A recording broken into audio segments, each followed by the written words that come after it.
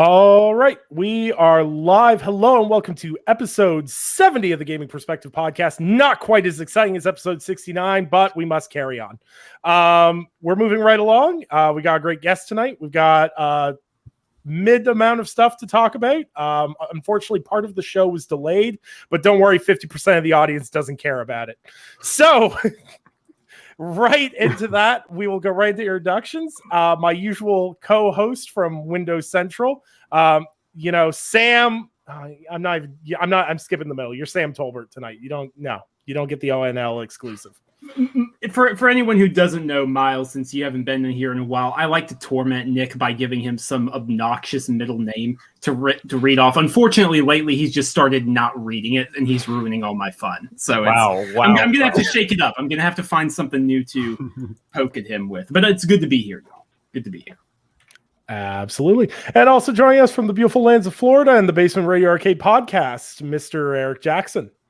What is going on, gentlemen? Happy to be back. I know I missed you guys last week, but I'm not really sure how much there is. Well, I know you sent the formal topics over, and I was looking them over, but I'm sure we'll probably get stuck on some particular ones. So, yeah, I feel like there's a lot of sticky topics in that list. I know you said it's a little mid, but I'm like, but there's some things to talk about. So yeah, absolutely. And joining us for the second time, he debuted back on episode 29 back in the day, and the host of Xbox Chatter Days and your gaming ASMR. I don't even know how to lead this on. Miles, how's it going, man? I am fantastic. Thank you for respecting and recognizing my presence as the premier gamer ASMR YouTuber. I'm excited. There's a little bit to talk about. Obviously, there's some more dramatic stuff we'll get to, but I'm looking forward to it. Thanks for having me on. Anytime, man. Anytime. Love the stuff you do. And I hope you're torturing Sam over at Windows Central. Every day. Because somebody has to. So, it's another exciting week. And, it's dry out here. So have you guys been playing any games? Eric, you've been playing any games? I actually have. Imagine that. Don't spend all my days on Twitter arguing about games and actually playing some stuff. Oddly enough, I finally kind of committed a little bit more to Marvel's Avengers. So I finished the main campaign. I still have the other stuff to do, but yeah, it kind of got its hooks in me. I can't playing that game. I just wish they didn't commit to the looter shooter stuff. Eric, yeah. When last we spoke, I mentioned that you would be able to see the moment the looter stuff got grafted in. Did you see it? Mm-hmm. Do you know what I'm talking about? Mm-hmm. Yeah. And it's just, I don't know. It's just that you go in and you're like, it just feels like chase destiny. Let's just chase destiny. Yep. And do this. And down to the UI. Because it's Marvel down to the way the UI works. And yeah. I'm like, oh God, this is so cringe. It's like, this would have been so great. It's just like a single player focused game with drop in, drop out co-op and just kind of go that route. I don't care about microbes or microcop, whatever you call them, Sam. And weird things I'm doing to Hulk's bones because I'm nanomachines. Nanomachines for the Hulk, son. The time. Yeah, the nanomachines, But I will say this: there is a gameplay loop that is very fun, and the game's beautiful. Can't take that from them. So, and it's definitely fun. It's just I wish they didn't have that commitment to it. But yeah. Other than that, I still have to get on 12 minutes. Nick and I were talking about that behind the scenes. I've seen how polarizing it is, which is interesting, considering how anticipated that game is. So, but Psychonauts 2, that's where I'm looking forward to tomorrow, man. So, right on. Sam, you playing anything, or are we embargoed to the nines again? Actually, not embargoed this week. I'm continuing to play Hades. I think I've beaten him 8 or 9 times now. I'm getting up there. I ranted about it last week, fittingly for episode 69, so I'm not going to talk about it too much more here. But I love Hades. God, I love Hades. People, if you haven't played it yet, I'm not sure what you're doing. It's in Game Pass. It's on everything. Go get it. Go get Hades. Super Giant, man. Yeah. Super Giant out here swinging with a small team, man. They do not come to play. But funny enough, Eric, you mentioned 12 minutes. I played 12 minutes. And I finished 12 minutes. And what? Oh, brother. Because not to spoil it, I did not expect this, man. It was just like, no, I didn't either. Like, dude, this was one of our most anticipated games. right. It was, and like, okay, I want to be clear about this. I like the game. Mhm. I like the gameplay. I think that delivered. I've seen some people saying, "Oh, the puzzles are too obtuse," and I'm like, okay, they are obtuse, but a lot of them have a logical nature to them. I think as well. I grew up on point and click adventure puzzles. I grew up on those. I played a ton of them. So like that, think outside the box, combine items. Like I'm used to that. I'm used to that nature of gameplay. So I don't have a problem with that. I want more games that are focused on a time loop with that kind of gameplay. That being said, I'm not sure M. Night Shyamalan would have approved that plot twist. Oh my god. That's. I don't want to spoil it directly because the game is still very fresh, and I legitimately think, if nothing else for the gameplay, people should try to make their own minds up. So I'm not going to say what it is if you are unspoiled out there, but that twist ain't it. That twist ain't it. And Nick's over there laughing. I see Miles laughing too. So they're in on it somewhere with you. I forget. Did you play it? Have you? Yes, I have been playing it. I have not finished it. Where I'm at right now with 12 minutes is I won't finish it. Again, Fair Camp really was anticipating this release, stoked about the premise. Willem Dafoe, that's all you had to say to really get me intrigued and excited about it. His performance is great. It's not fun. The game, like if you want something that's fun, not a second of this game has been fun. And maybe that's the point. It is very story focused, but if you want an entertaining game with fun gameplay, this ain't it. This ain't it at all. Like 30 minutes in, I was frustrated. I was like, okay, we're doing this. And then 3 hours in, I'm like, if there's 3 more hours of this, I swear to God, I will not finish it. There's no way in hell I'm suffering through 3 more hours of this. And then I had to look up certain points online because some of it's, I agree, some of it is super obtuse. And then I look up what I'm supposed to do. I'm like, dog, really? This is the solution. You wanted me to know to do this in this order. And not only that, it's that like 5 times in a row. I'm like, I'm not going to spend 6 hours troubleshooting all this. I'm done. I'm out. So wow. I've heard, because I stopped playing, I looked up the ending and it is absolutely trash. Like the ending to this game is so stupid. So that's what I'm picking up on. It's an experience. Check it out just so you can. I wanted to play it so I could form the opinion for myself because I heard from a ton of people I trust that the game sucks. People hate this. People hate this game in a way I haven't seen a game hated in a long time. I was like, okay, well, let me give it a shot. Let me see. And I don't want to say I hate it, but I don't like it. See, that's the crazy part. I know I said polarizing, but that kind of like denotes that it's like split, right? I've seen more people that are not feeling it than I've seen people who are like enamored with it or liking it or really loving it.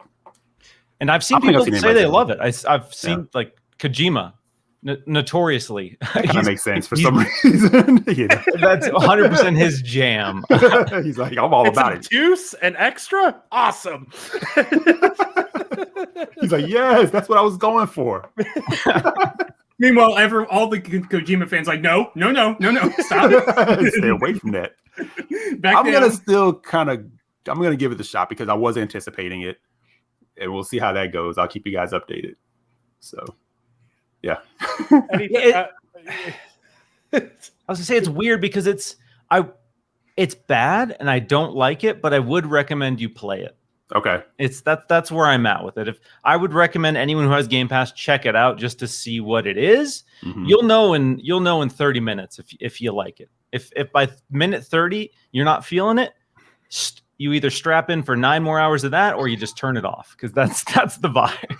Yeah. See, that's interesting too because that's like The Ascent is another one that was like highly anticipated, and then I saw people who were like they either loved it or they're like this wasn't it. I started it. I haven't gone back to it. I was kind of seeing what some people were saying about it and kind of like their previews and saying it was kind of buggy. So I said, you know what? I'll kind of wait for them to patch it because I got other things I'm kind of playing. It is a highly anticipated game. I just haven't gone back to it yet. So I don't even know where that stands right now. Is The Ascent okay now or is it still sort of? I don't know if everything got fixed. It got a very big patch recently that people seemed happy with. Okay. People said like it was like a laundry list of fixes. So I'm not sure if that was everything, but it does seem like a lot of the co-op bugs in particular, I think got patched up. Okay, because I think the thing that kind of turned me off there was hearing, as you progress, it does that thing where for no rhyme or reason, enemies just become god tier. And it's sort of like pushing that whole thing like, well, here's the point, you've been playing it single player all this time, but here's the point where you should get some friends, to help you because we want to promote and push the co-op. And I'm like, I can't stand when games do that. It's like, I do want to do a co-op at some point, but if I still want to continue single player, like, I don't want to have to get smashed like and destroyed because a boss is just like, or a normal character's like way overpowered or something. So yeah, well, hopefully Eric, some of that got patched. Eric, that's the struggle for us because we're dads, and after we're like, hey, yeah, we'll play co-op at 8:00, and then by 7:45, we're sitting there on the couch going, exactly. It's like, man, I know we said we're going to play, but man, I'm wiped. Exactly. So besides 12 minutes, Miles, have you been playing it, or 12 minutes, 12 miles? Well, carry on. Have you been playing anything this week besides that? Yes, I've been playing Aliens Fireteam Elite quite a bit. Did the review for Windows Central. Went into it, not expecting much, if I'm being honest. It's a budget licensed game based on the Aliens franchise. It is a third-person co-op looter shooter class. It's a bunch of buzzwords, essentially. It's all the buzzwords that are in every single like kind of games as a service title right now. So I was like, okay, I'll give it a shot. I'm curious. That game is so damn good. Like, I was legitimately blown away. If you have any passing interest in Aliens, that team loves Aliens. The sound effects are on point. The world design is some of the best I've seen in a long time. They absolutely nailed these iconic set pieces from the films, like going through the areas from Prometheus. If you're a fan of those films, like, they did such an amazing job making you feel like you're there. I was playing with somebody for the review who had never seen an Aliens movie somehow, and they were playing through it. And after session 1, they're like, I'm going to go watch all the Aliens movies. And they watched Aliens, at Prometheus, and Alien Covenant in the span of like 2 days because they were just so enamored by the world that they presented in this. Wow. I like how they skipped Alien 3. I told them to. I said, good. Alien 3 and 4, you don't have to. Don't. That's not going to give you a good impression of the Aliens universe. The only Aliens thing I've ever consumed is Isolation. I've never watched a single one of the films, honestly. That's a problem. That's another problem. You're going to have to deal with that. You're going to have to address that. What you're saying is I should watch 3, though. For the love of God. But Miles, that is, I read your review and I did enjoy your review, obviously, but that is very good to hear. Seriously, because that is a game I had low expectations for. I didn't want to have low expectations because I love Aliens, but I had low expectations. Yeah, so, even as someone who's a sucker for co-op shooters, there's Back 4 Blood coming out, there's Dark Tide, there's all these kind of Left 4 Dead inspired games coming out, all at the exact same time. So I was worried that Aliens would come out to kind of middling reception and just kind of get washed away. But again, like, check it out just for the world design, the attention to detail, the soundtrack. Oh my God, that soundtrack is absolutely incredible. It's not music from the movies, but the composer did such an incredible job making it feel like it belongs. So the sound design of the aliens, your motion tracker, the pulse rifle, combined with the world design and the atmosphere, it's, oh my God, it's damn good. It's a damn good game, and I honestly, I will say, like it a lot more than Outriders, like it a lot more than Marvel's Avengers. And to be frank, I like what I played of Fireteams more than what I've seen for the beta for Back 4 Blood, if I'm being honest. Wow. Okay. Wow. All right. That is now on the radar. And by radar, I mean it's in my shopping cart on Xbox. Right? Radar means purchase. Yeah. Radar equals purchase. Yes, I guess I'll close this out here. I am still endlessly addicted to Chivalry 2.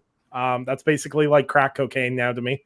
I've got almost all the achievements now. I just need to slap someone in the face with a loaf of bread one more time, and then that's all taken care of and wrapped up nicely. Content update they did was great. New map, new stuff.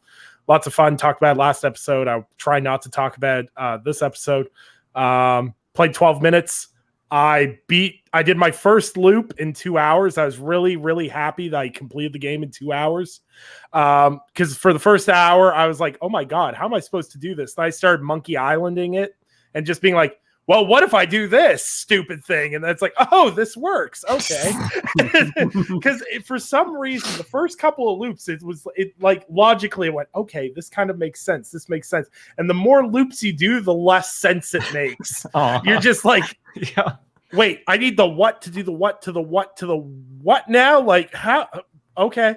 The twist is, it's a twist. That's all I'll say about it. I'm writing the review for lordsofgaming.net, so if you want in-depth thoughts of me bouncing off that game, that will be out later this week.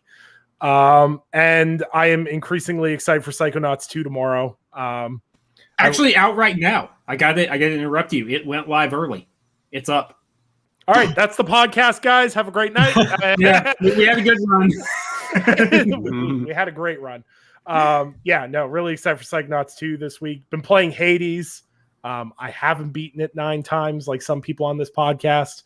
I'm struggling with it, but I'm enjoying my time with it nonetheless. Tons of great stuff to play. And I don't know. There's nothing more really to say on that. Cycling right along, one of my favorite IPs is coming back, and I'm insanely excited about it because Grand Theft Auto just increasingly sucks. So there's been rumors have been swirling around for months now that Saints Row would be coming back. A lot of people speculated remaster, remake, everything else. Now it's looking more and more like we're going to see a new Saints Row game at Gamescom, opening night live, which is exciting. Now, my question to you guys, there really isn't anything to talk about specifically about this news, but my question is more directed at this. A, do you like Saints Row? And B, are you more excited if it took more of a direction of 1 and 2 or 3 and 4? So we'll start with Miles. First off, yes, I love Saints Row. Saints Row it took all the best elements of what I liked about Grand Theft Auto, because I'll be real, Grand Theft Auto has always been fun for me, but I have never cared about the story. Like the gripping crime drama, it's not my jam. Saints Row said, you know what? We're going to have a story. It's going to be completely batshit, and then we're just going to let you do whatever you want in the interim. So yes, I'm also in the camp of Saints Row is greater than Grand Theft Auto. I know I'm in the extreme minority there, but I want it to be kind of a fusion of Saints Row 2 and 3. I still think probably Saints Row 2 is my personal favorite, but I did love the commitment on Saints Row 3 to just go bananas. Correct me if I'm wrong, but I think that's the one where you could straight up be like Goku. Like you could just fly in that one. Yeah, that's when they went superhero, I believe. So I do love that because I love the Incredible Hulk game. I love Crackdown. I love the stupid sandbox games where you can just do whatever you want. And I think Saints Row, again, took the best elements of Grand Theft Auto and just insanity and blended them perfectly. So I'm ready. I'm ready to see what the hell this game is. Yeah, absolutely. Eric, what about you? Saints Row, yay, nay? No, yeah. I'm not a big Saints Row fan because I won't say like I played like all the games or anything like that. I played Saints Row 1. I never finished it. But I could see where it was sort of like, I won't say being a clone because it had like its own identity, but it was definitely that feel of Grand Theft Auto. And somewhere along the way, you can see from 1 through 2, and then into 3, they were kind of like, well, we don't want to be exactly Grand Theft Auto, but yeah, like Mouse said, what if we just go batshit crazy and just start doing things that make no sense? And I think that's when I started kind of respecting it a little bit more because it really took off on its own identity. And then I think it probably got a little too zany in some of the later ones, you know, the less popular ones. But I've always kind of liked the idea of it. I just never really, and the same with Grand Theft Auto. Like I'm not a big Grand Theft Auto player. Like I have Grand Theft Auto 5. I probably pay like 10 minutes of it. But when Grand Theft Auto 3 came out, I played that from beginning to end and played tons of it because it was sort of like novel. It was like new. I was like, holy shit, I can't believe you can do this in a game. You know, that type of thing. So I know it has like a big following. So depending on what it comes back as, like I might, you know, start dabbling in it a little bit more, you know. But it's also, it kind of was in a time too where it was like just open world, and you can only commit to so many. So sort of like that. And the one where you can super kick someone in the groin, that's the one you commit to. Yeah. And that's why, Crackdown was like a great surprise. It's like you came for, you picked it up for the Halo 3 beta, and you're like, oh, that was actually a really good game here. Yeah, I'm right there with you. The thing is I really love the super, I'm going to put in quotations, trashy open world games. Like, I was one of those people that very much unironically loved Crackdown 3 because it was just like, hey, I get to run around as Terry Crews and kick and kill stuff and blow stuff up. And this is great. This is corny. This is stupid, but I'm having fun. It's not a game that's trying to be super serious. It's not trying to pitch me this big narrative pitch. And that's why I like Saints Row games. Sam, what about you? Saints Row? Yay, nay, maybe? Firmly in the middle. Like, firmly middle of the road. I'm not going to pretend to be a huge fan here, but I definitely respect the games, especially in line with kind of what Miles and Eric are saying. Like, as it got zanier, as it didn't try to just be a Grand Theft Auto clone and it found its own identity. I do think 4 got a little too out there for me, just a little bit too much. It was where it was like, okay, all right, now you've crossed the point of parody. I can't even have fun with it anymore. So yeah, like some sort of fusion of 2 and 3. Maybe I think would be a good middle of the road balance to strike. I know there have been rumors out there, I don't know how true this is or not, that it's like some sort of quasi reboot where it's like a reboot of the series, but they're going to use time travel. I don't know if that's real or not. I think that's a good excuse to go back to the series balance if that is true. So yeah, I'll just kind of wait and see. Yeah, I think the thing that's kind of more interesting with Saints Row is it always followed a specific set of characters from 1, 2 to 3 to 4. So you always see, like, you had characters that you carried with you through that series, unlike Grand Theft Auto, where it's a new cast every time. So I'm interested to see if they do like a reboot, how they would go about kicking that off, what timeline they'd use. It'll be interesting. This is another one of those weird Embracer Group things. Yeah, which is like the least popular in the series? Would it be like Get Out of Hell? Get Out of Hell and 4 were the least successful because 4 just took it. It was like, hey, have you ever wanted to speed drop kick an alien off a skyscraper? And it's like, like maybe, but like that's not what I buy this game for. And then they're like, okay, so we're going to hell next. And you're like, Doom?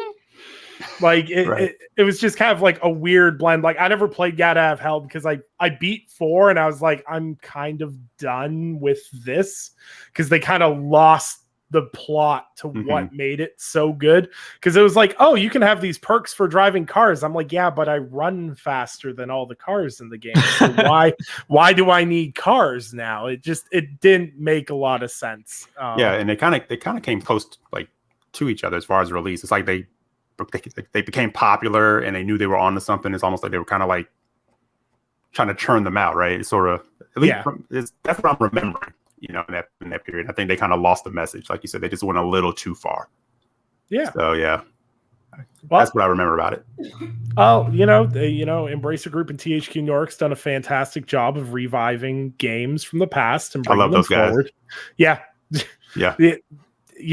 Money laundering at its finest, and I love it, and I support it. And I mean, look, they gave us Mystery of the Druids back, unplayable on modern hardware, so I can't be too mad at them, right? Druids. Exactly. Sorry, Nick and I are brain poisoned on the fandom of that game. For everyone else out there who has no idea what we're talking about, you're normal. It's okay. Yeah, literally, after this podcast is over, just go into your YouTube search bar, go Druids and Lord Mandalore, and just watch the 1-hour video, and you'll find yourself in another place and time where reality bends. Speaking of places where reality bends, QuakeCon happened last week, and the unimaginable happened. Skyrim is getting a re-release on a re-release on a re-release. You can play it on your Amazon Alexa, so you goddamn knew it was going to come to PlayStation 5 and Xbox Series X. And you know what? They got me. They honestly got me because it's got fishing. Skyrim has fishing. I'm $60. Here you go, Todd Howard. Like, well, yeah, they got a lot of people. Yeah. Like, so I'm going to start with Eric. You sure? Yeah, I'm going to start with Eric because you and me are going to have words over your butter knife swinging. Hey, it's going to be so silky smooth, the butter knife. I can't stand you, man. Swinging in the So on the re-release of Skyrim, right. Are you actually interested in playing Skyrim now? No. No, not at all. There's nope. If I haven't done it now, it's just not. I mean, I've had how many options and how many like opportunities to like get into Skyrim. It's just not my jam. I'm happy for people who want it again and again, but all right, I need some hope in my life. I feel very compelled to point out that the fishing is a free upgrade, as is like the whatever improvements they're doing to it. Technically, it's just all the Creation Club mod stuff that's paid. There was some confusion about there, so I do feel compelled to point that out. Like I'm gonna be fishing again this November, but I'm not paying extra for it. So Sam, when Todd Howard asks you to put money down, you put your money down, son. I just found it fun. I'm happy for anybody who has something that they love, and I know Skyrim is beloved. I just found it hilarious because I'm like, man, that's just like the GTA 5 thing when people are like, oh, why would they be doing that? And then the Skyrim thing's like, people are like, oh, I'm like, wait a minute, everybody's wrong here. Yeah, see, but that's gamers. Everybody has their one. Oh yeah. So I am very self-aware because I spent 2 weeks on this podcast going, I can't believe Rockstar's re-releasing GTA 5. Ta-da. I see Skyrim pop up on my screen. I'm like, hell yeah, bro, let's go. I am the problem. I fully understand. I am the problem. The Spider-Man meme, like point. Like, it's me. It's literally just me and Cade pointing at each other, and it's Skyrim and GTA 5. That's all it is. Miles, Skyrim for the 5th time. Dear God, I mean, I'm also part of the problem. I bought it at least three separate times. I'm trying to think. I bought it on 360. Yep. I bought it on Xbox One, and I bought it on Switch. So yeah, I'm stupid. I'm an idiot. Will I buy it this time? No, God, no. I will check out the free updates. I will install it, and I'll do what I do every few years with Skyrim. I will play for 30 minutes and go, yeah, that's cool. That's still a cool game, and I'll move on with my life. Yep, that's Skyrim, all right. I honestly had to do a double take when people were like, "Oh, fishing's new." I'm like, "Wait, fishing wasn't in Skyrim? Skyrim didn't have fishing?"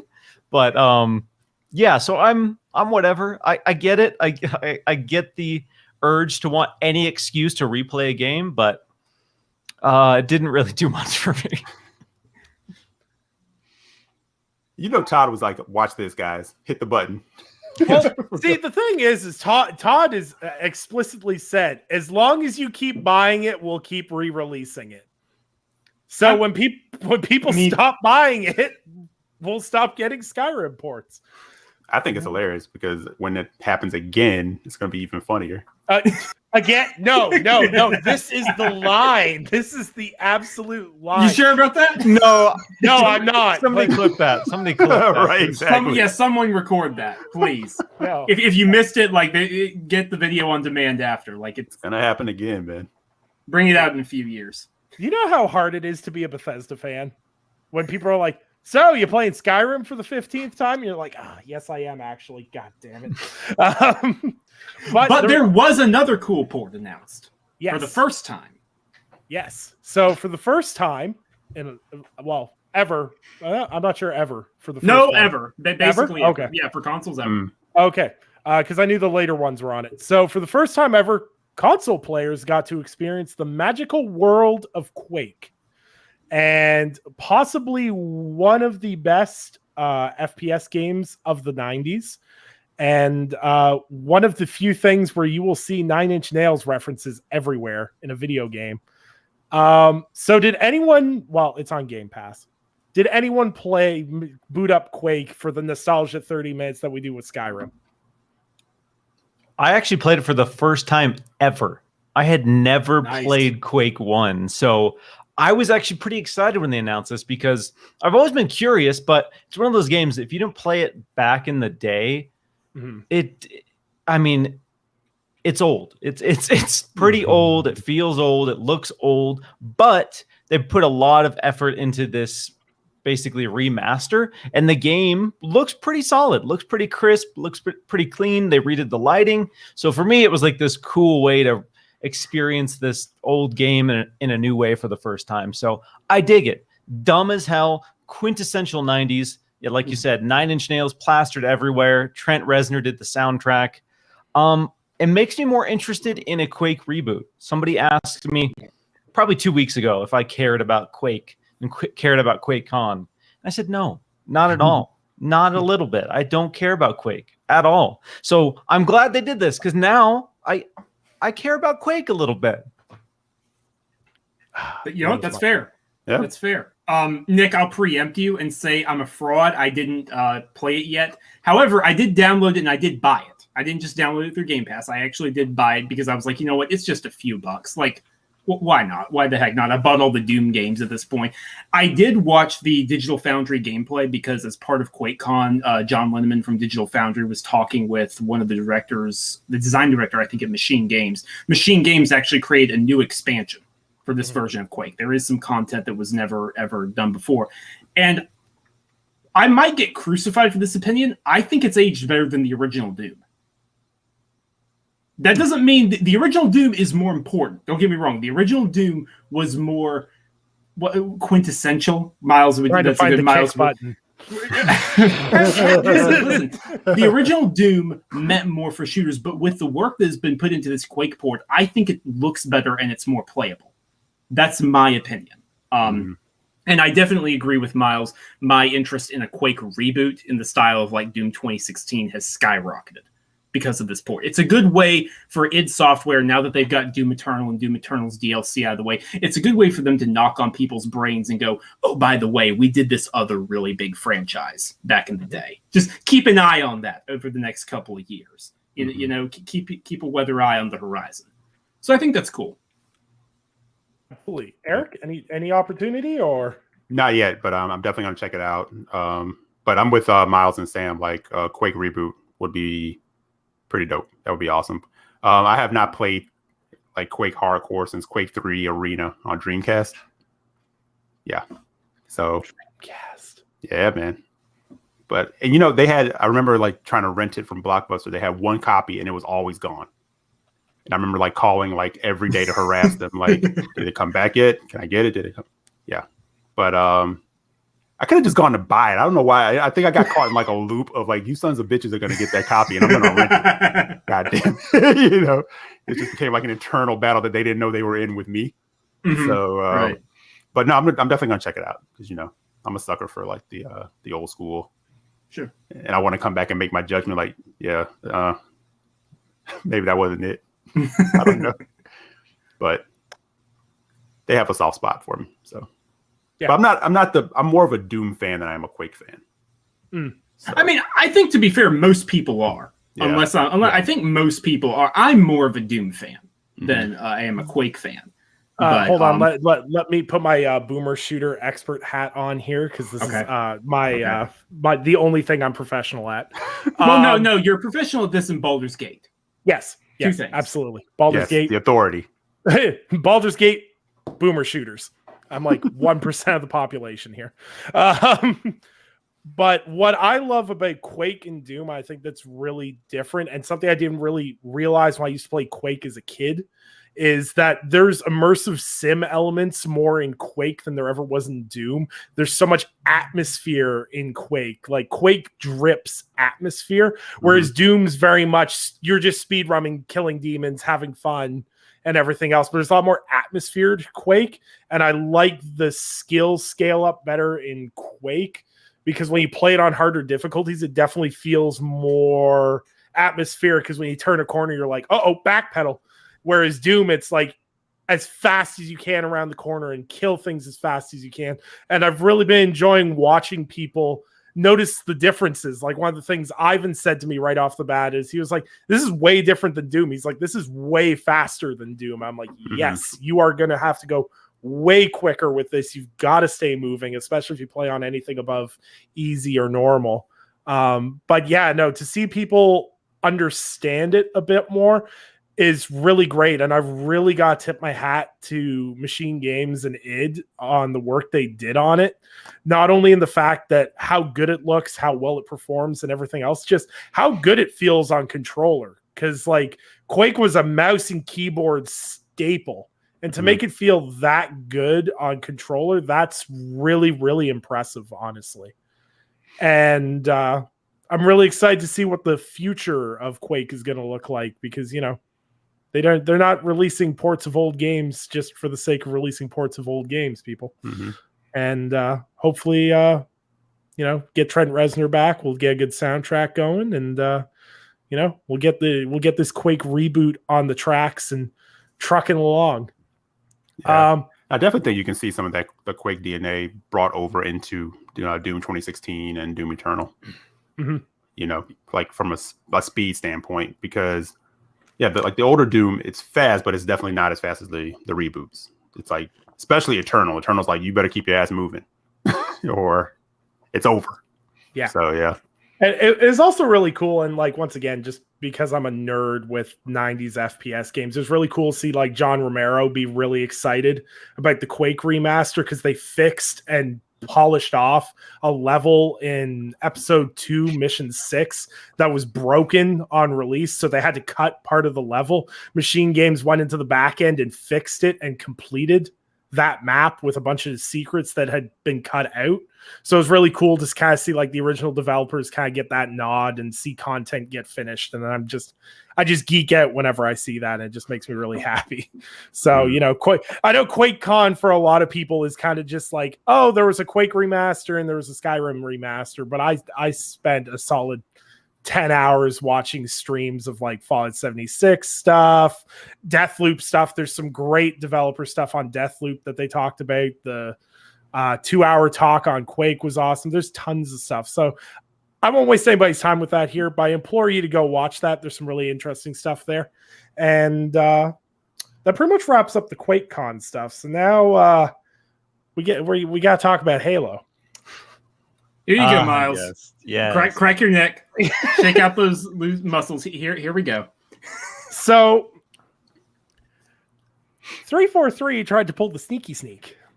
They released a harmless developer update video, which everyone was pretty, you know, interested in. People watched and everything else. And so there's going to be a slight delay to Halo Infinite, but it's only affecting specific game modes. I don't feel like I have to really pre-describe any of this. If you haven't heard about this, you just simply did not log into any social media this week and then decide to tune into this show specifically. So co-op, 3 months out, Forge, 6 months out. Those timelines, obviously, I would caution people, those timelines will probably be in flux with pandemic scenarios and everything else. Don't try to nail it down. Be like, you know, 3 months to the hour. Where's my co-op? So what side of the war do we all fall on here? Are you team co-op or are you team I have no friends? I love how before we tear each other's throats out, I just want to point out how slanted that was. I just want to point out that he couldn't even set up the battleground in a neutral fashion. He had to take a shot immediately. All right, now. Sam, I just want to point this out. When have I ever been neutral about anything? Yeah, Nick's like, are you team we out here, or are you team you suck and you're terrible? Nobody likes you. So, you know, I watched an excellent episode of Xbox Chatter Days between Miles and, you know, Luke, who's a fantastic fellow. And, you know, I'm wishing him and Joe's mom the best. So, Miles, where do you stand? Because you have a very well thought out standpoint on this. So where do you feel where Halo Infinite is at, or where it's going to be, so to speak? Yeah, so I had a very in-depth conversation, and it was with Luke Lore of the Xbox Expansion podcast on Xbox Chatter Days. He was on one side, and I was on the other. We had like a Romeo and Juliet scenario going on for this episode. When this news broke, first off, I had heard this news before it broke. So I had some lead up time to kind of vent my frustrations. Sam was in our work Slack, and I Our had therapy session, as it yes, was. I had some takes early on, and I had some time to think about it. So when the news broke, I had already thought about it, racked my mind about the situation. To me personally, this isn't to discredit how you feel. This isn't to discredit what you want from Halo. To me, this is worse than a delay. Having these incremental delays for what they have told us and what I believe are core features of Halo and core reasons a large group of people love Halo from your launch. To me, that just says that this game is coming out in 2021, and that's it, regardless of the shape that it's in. And this isn't to discredit the developers. This isn't to discredit 343 or Xbox or anything like that. But they blatantly told us in that developer update that this game is coming out in 2021. And there are features that we want in the game that are not going to be there. And we're not going to delay this. We are shipping this game in 2021.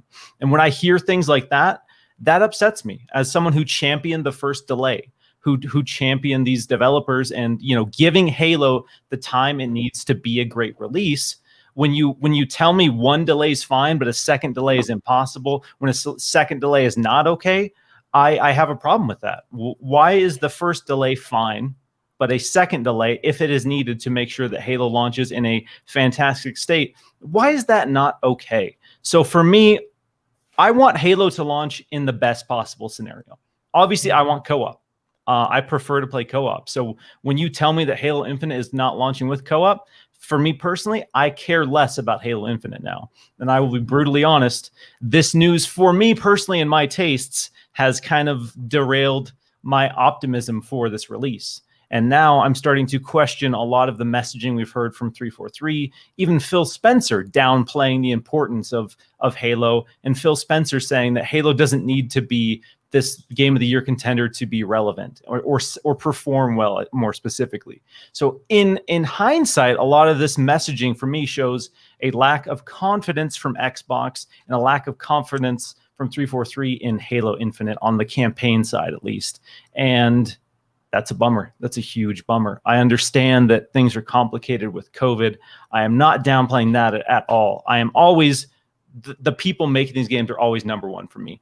So financial concerns for me as a fan, I don't care about Xbox making X dollars because of holiday sales. I don't care about that at all. And if you do, cool, that's fine. I hope you have stock invested in Xbox. I hope you're getting a piece of that. But when you tell me that Halo Infinite has to come out this year because that is what's best for the game, I tell you that that is 100% untrue. And there's no evidence that you can point to that says launching Halo Infinite this year is the best thing for this game. And that's where I'm at. All right.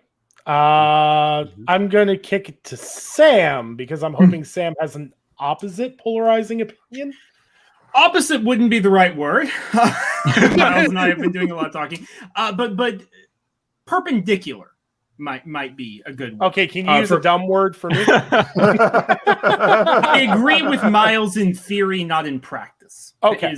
Right. Miles and I have talked about this a lot, so he already knows, I think, a good chunk of what I'm going to say. Obviously, it should go without saying, we've been very sympathetic about a lot of other stuff, and a lot of other games are getting delays, and we're not hearing updates about them 11 months out because of COVID. Like, that is a thing, and even before that, like, because of idiots in America, like, I'm sorry, that's not political, I'm just going to say facts here. I do think we need to accept that this isn't going to be a one-time bump, but this is more going to be a permanent thing with games. And I don't like saying that about game development, but honestly, that's the way it's looking. So I do want to put that out there. We get that. That being said, there's no way they didn't know this announcement would need to be made earlier this year. I refuse to believe that. So one thing for me in this timing is, why announce it now?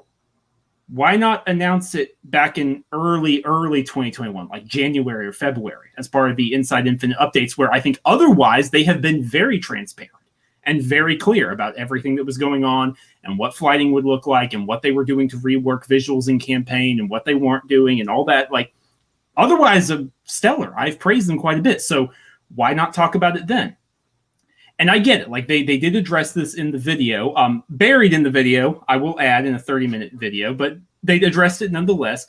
I understand that this is going to be semi-open world. This is very different than Halo has ever been in the past. So I'm sure that figuring checkpoints out and doing co-op like that and tethering is going to be much more complicated. I get that. I get that. So I will distill down my opinion into this statement. If Joseph Staten, a veteran of Bungie and now 343, and someone who I know loves Halo, says we have to make this decision for Halo Infinite to be the best game it can be, I believe Joseph Staten. Full-hearted. There is no excuse, however, for them being in that position before he got there. Mm-hmm. There is no... I don't blame him making the decision. Management, you got to make decisions. You got to make the hard choices. I know that man cares about Halo. Probably more than I do, and I love Halo. But they shouldn't have been in the position where he is forced to make that call at this point. That is my issue here. That is the problem that I run into. As to whether or not they can delay it, I'm going to push back slightly in that regard simply because are we not going to be... We're playing co-op campaign, it sounds like, at the same point whether they delay this game 3-4 months or not. Like, that doesn't change when we would be playing the game in co-op. It only changes when we're going to be playing the multiplayer, which, Miles, you and I have both praised repeatedly. We both absolutely loved the tech test. A lot of other people did. It was basically universal praise for the multiplayer, unless I missed something somewhere. Everyone loved it. Whatever shape the campaign is in, I hope it is great. We would, however, be playing the single-player campaign at a different point. So I'm going to push back slightly that if co-op campaign and Forge is its own thing, like this sounds like I don't care about Forge, and that's not the true, especially if some of the rumors I've heard about new Forge are true. I do care about Forge, but I think Forge being delayed to be the best creation tool it can be is a little more understandable than co-op campaign. Someone correct me if I'm wrong, but I don't think that's an unfair statement to make it. Yeah, no, Forge being delayed is something where I think a lot of fans will have been like, okay, yeah, the scope of it and everything else. I think a lot of people would have, I'm going to say if like 90% would have been like, okay, it kind of makes sense. And if you had to sit there and go, do we finish the campaign of multiplayer and then push back Forge or push back? I can understand that. I think the co-op campaign is definitely where 98% of people are focusing in on. That's the hot ticket item. That's the fly in the ointment. That's the caterpillar in the soup, whatever idiom or non-idiom you want to use. That may not be one, but it is one now. Okay. That's the issue. Summarizing my opinion, I don't like that they're making this decision. Literally, I said this on Twitter. Literally, my favorite gaming memory of all time that will never be replaced is playing all of Halo 2 back-to-back with my brother in co-op when we first got an Xbox. It was the original Xbox was the first console I ever owned. We played Halo 2 back-to-back before we played Halo Combat Evolved, actually. Because Halo 2, it was like a pre-owned bundle, so it was one of the games that came with it. Co-op matters to me. Eric and I keep dodging each other, claiming we're going to do a replay of the series.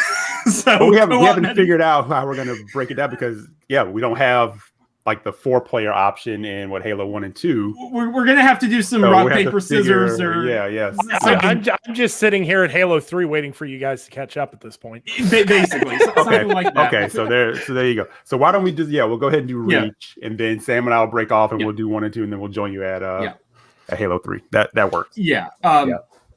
So like co-op matters to me is the point I'm trying to make here. Like I'm not going to dismiss it. I just simply I accept it for what it is. I'm not happy about it one bit at all, but if this is the way it is, okay. I'm going to play the single player campaign. Please, for the love of God, let it be good. Please. I'm begging you. Oh, that's where my head is, Sam. But God forbid this campaign is a mess.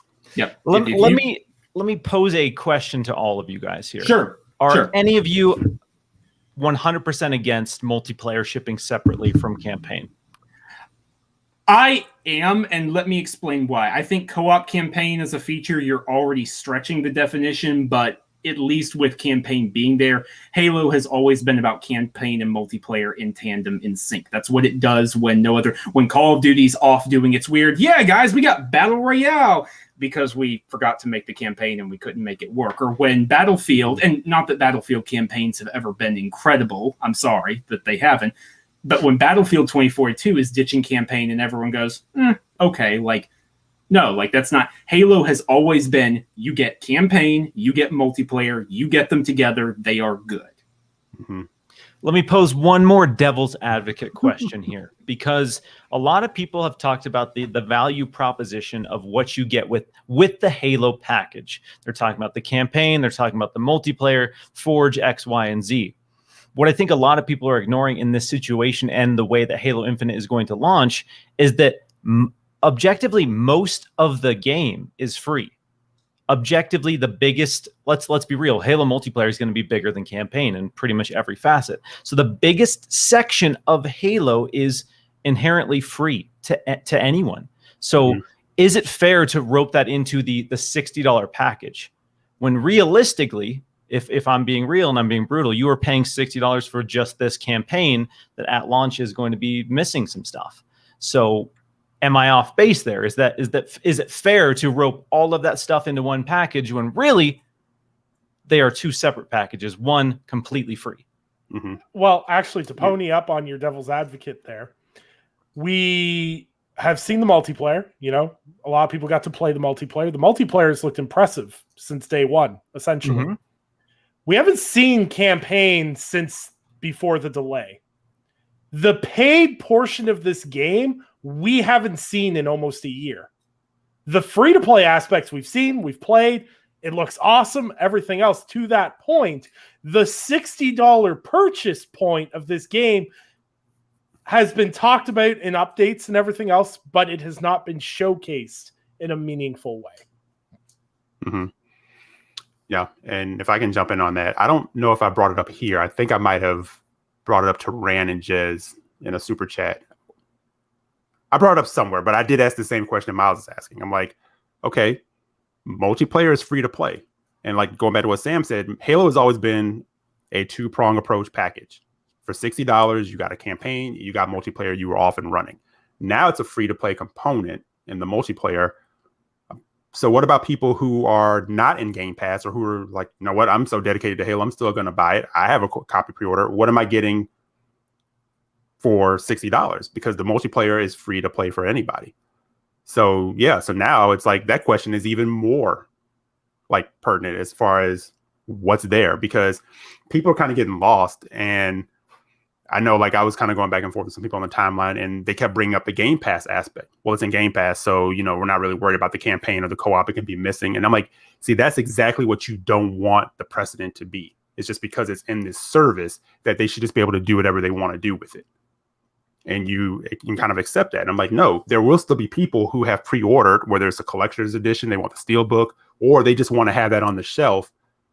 They still deserve to have a full package. And how are they pricing this? How are they, and it sounds like it's going to be $60, but is it 60 just for the campaign? That doesn't seem right. But nobody's talking about that because of the Game Pass aspect of it. Right. So now that you pull the co-op part out, for real, what are people paying for? Mm-hmm. We don't know how long the campaign is. We don't know what it's supposed to necessarily be.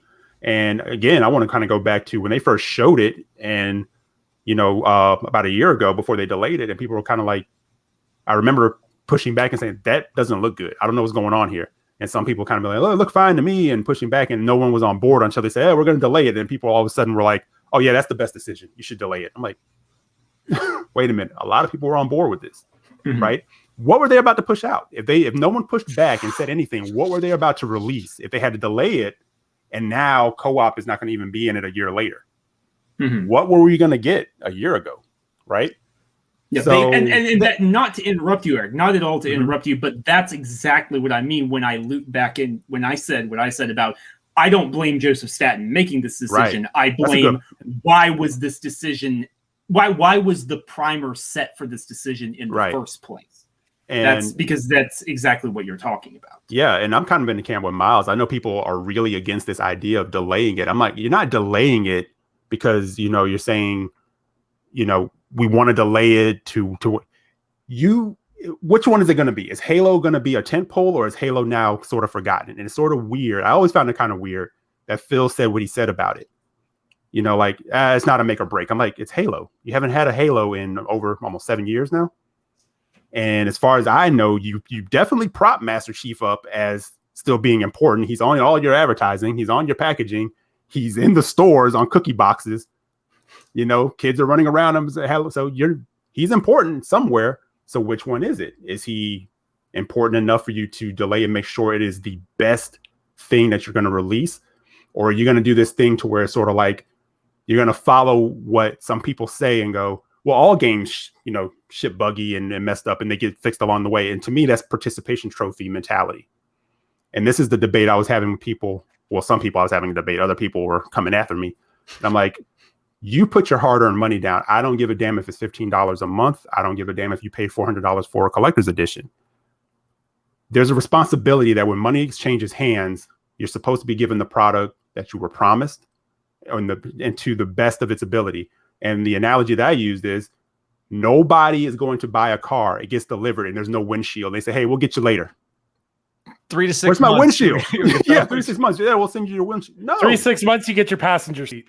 Right. But for some reason, when it comes to gaming, people are like, it's okay. Not everybody, but it's fine. Let them do, They work hard. Developers work hard yes, they do. But a lot of industries work hard and you still expect to have a full product. You get a refrigerator delivered, but it doesn't get cold. It's fine. I don't know. Like, what are we doing? It's extra complicated. And like Sam touched on, last July, before the delay, they told us that local and online co-op would ship with this game.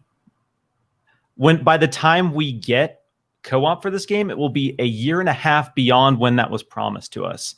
And I understand things are complicated. I understand the severity that COVID has on development, but there are, at this point, I think there are 4 or 5 things that have been promised for the launch that are not going to be at the launch of this game. And at a certain point, I have to push back and say, if you need more time, just take it, please. Like, Halo doesn't need to be a 10 out of 10 to be successful, but I wanted Halo to come out in a state that I was proud of as a Halo fan, and that just quite frankly, stopped a lot of the unnecessary criticism against 343 and against the Halo brand, because moves like this are never going to silence the extremely loud group who just wants to see 343 fail. That's not the camp that I'm in. And that's why I wanted Halo Infinite to just hit in all the ways that it needs to. The multiplayer, I'm not stressed about at all. That feels good. That looks great. I'm confident that that's going to hit. But the lack of confidence in the campaign is concerning, very concerning. And when you are pulling core features of your game 3 months, maybe we don't even have a release date. It's coming out this year, but we're pulling out key features 3 months before the launch of this game. Why wasn't that messages? Why didn't you know this? I'm supposed to trust you telling me in July of last year that this is going to launch with campaign co-op. And obviously that didn't come true, but now I'm supposed to trust you that 3 months from now we're going to get co-op. How does that work? How objectively, how are we supposed to trust them when that has been the messaging? Yeah. So especially when the critique of them has been since Halo 5 was multiplayer's on point, campaign was a little and it kind of seems like they're going down this path. They're nailing the multiplayer, and for good reason. I mean, they're making them a free to play suite. It better be on point if they're going to compete with others.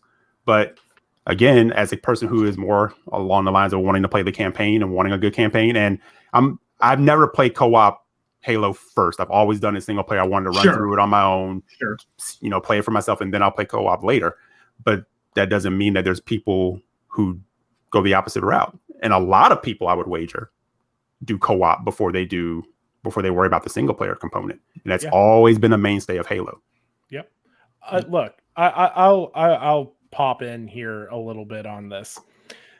If Gears 5 had launched and they went, here's your horde mode, here's your multiplayer mode, here's your campaign, but you can't play co-op campaign in Gears. Gears fans would have been angry as hell, because co-op is part of every aspect of Gears. That's one of the reasons me and Sam love playing Gears so much. Do you want to play campaign? Do you want to play Horde? Do you want to play PvP? Like, you have this suite of things that you can play with your friends. And that's what's so exciting about it. I'm someone who, I've been a massive Halo fan since the original Xbox, but I didn't own an original Xbox. I went over to my friend's house and played it co-op on guest profiles. I mean, dude, that was back in the day when people lugged consoles and CRT TVs around to people's houses. I remember those days. Right. And like, I lived out in the boons. I couldn't play Halo 3 online or anything else. So I would bike 15 kilometers, which is like 8 miles for Americans. I would bike 8 miles to go to my friend's house to play Halo 3 co-op campaign endlessly on 360. I have more problems with getting community pushback and people being like, no, Halo's never been about co-op. Yeah, that's nonsense. Yeah, I'm like, okay. I'm definitely not gonna click on your YouTube profile and see you streaming Halo with your friends playing campaign co-op and prep for Infinite. Definitely never happened. But the argument that it's fine, like if you don't play campaign co-op and you want to play the campaign, I 100% respect you for that. Absolutely. If you don't use a feature and someone pulls a feature, I don't expect you to pretend to care about that feature. Because that's my biggest problem with game criticism as a whole, is too many people spend too much time pretending they care about something that's not there. Mm-hmm. And I understand that.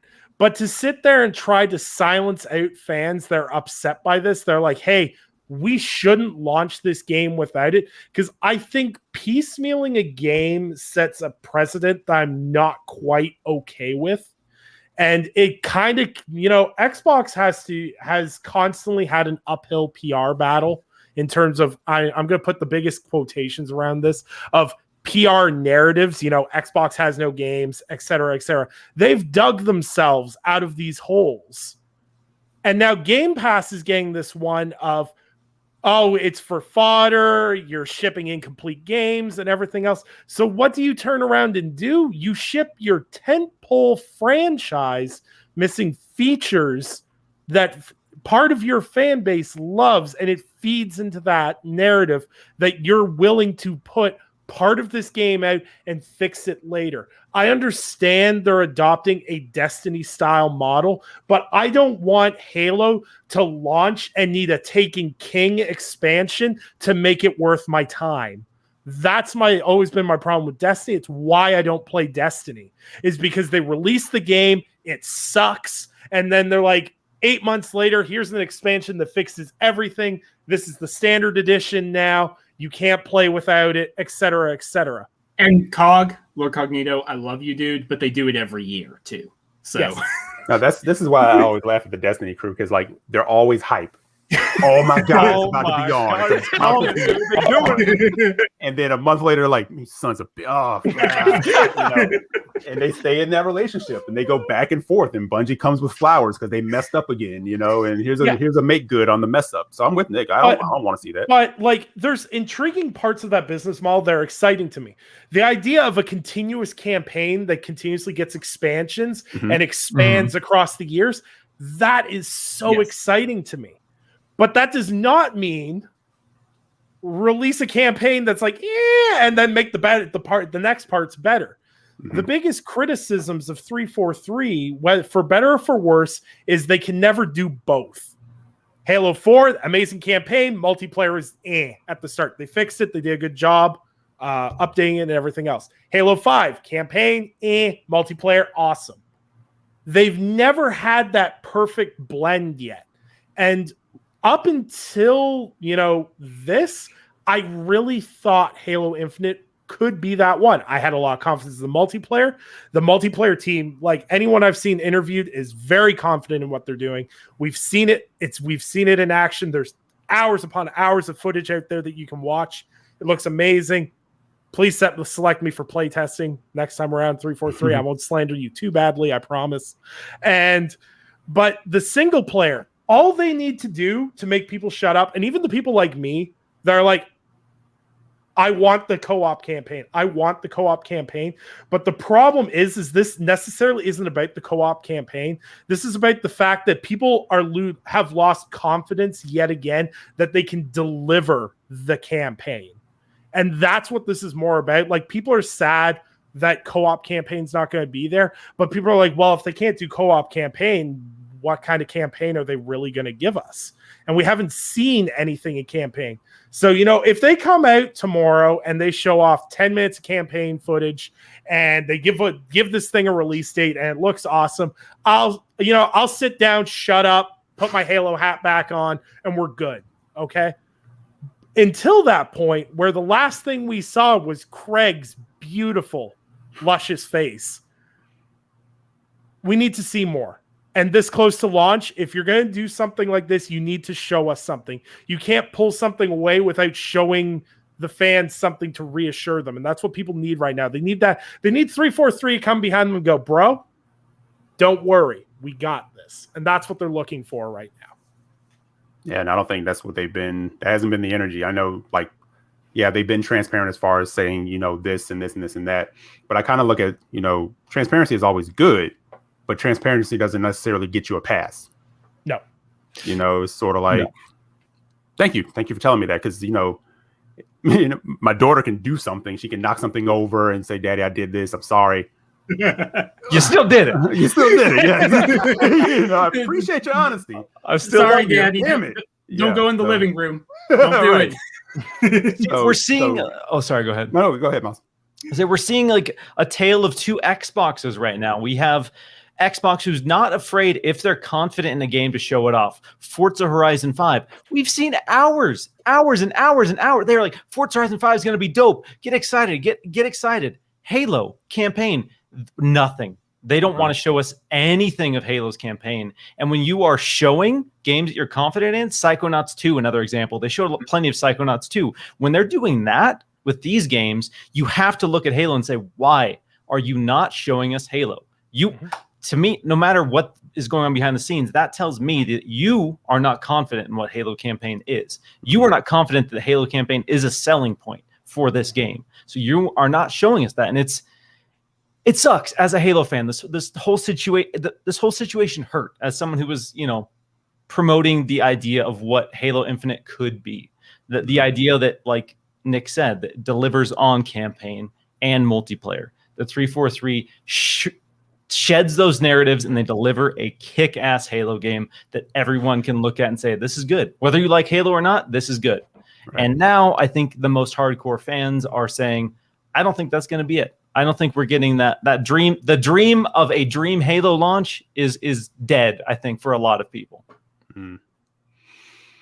Yeah, it's not good. I'm not getting the best feeling from it, I'll tell you that. So, yeah. It's the unfortunate situation we're in is the only option we have at this point in time is to wait and see. Mm-hmm. Yep. And, I don't know. Well, it's just that. It's just wait and see. There's no point in getting riled up about it. There was, but I mean, if not, then what have we been doing the last 30 minutes? We're riled up, boy. There's you can't undo it. It's been done. You can't undo it. We done been riled. Yeah. Yeah. And the thing is what I would encourage people to do, and this is a really hard thing to do as a fan sometimes, is yes, it's okay to be excited about something. It's wonderful. The most exciting thing in the world is to be excited about something that you really love and everything else. But understand, just because it's delivering on something you want doesn't necessarily mean it's appeasing fan B. And just because they want something a little bit different doesn't mean they're wrong. I'll use the example I'll use to close out this conversation. When Larian announced Baldur's Gate 3, I went through the roof. I was like the most excited man in the history of mankind. He was. That's not an exaggeration. I've never seen a man this happy before. That was mainly because I predicted that for an E3 shot out of the dark, and it actually came true. That was the most off-the-wall, unpredictable thing I could have done. But when they started showing it, it didn't look like Baldur's Gate 3. And there was a lot of people that kind of went, this just kind of feels like Divinity Original Sin 3. And I was like, yeah, but it feels more spiritually Baldur's Gate, so I'm okay with it. But I didn't go around telling people like, no, fuck yourself. This is Baldur's Gate 3. If you don't like it, you can get out of my house. But the thing is just understand that everyone's got to have different expectations. And we don't all have to be disappointed. We don't all have to be excited. Everyone's allowed to have this mixed range of emotion. It's perfectly normal. I feel like talking video games online is like trying to explain puberty to an 11-year-old. Like, it's okay. You're going to experience a huge range of emotions. You're going to cry. You're going to get angry. There's going to be a big, tall vampire lady. You're going to feel strange about it. You'll grow past it. But in theory, you will. In theory. In theory. But ultimately, hopefully 343 will deliver. We will see. You know, if they're... We'll see by the end of the year because this thing's coming in 2021 no matter what. So we'll wait and see what that looks like. But, you know, I put this on the docket because I was like, I have my expectations in check, but, you know, this should still be pretty dope. So Xbox did a Gamescom event today. And while I didn't get to watch it because I was stuck at work, most of my timeline was talking about trebuchets. So I'm assuming it didn't go. Okay, now wait a minute. Trebuchets are the best siege weapon ever invented in the history of mankind. Catapult gang sucks. I just want to put that out there right now. Okay? Right, we're drawing more lines in the sand in our audience. Yes, we are. The trebuchet is engineering perfection. It was never surpassed. We as a species peaked with the trebuchet. Okay. So I'm gonna revert to, you know, Miles and Sam on this because you guys are the news guys. You guys cover this stuff. You guys obviously watch this showcase. What would be some highlights from this show? If say you didn't watch it at all, what would you tell people were the exciting bits of this show?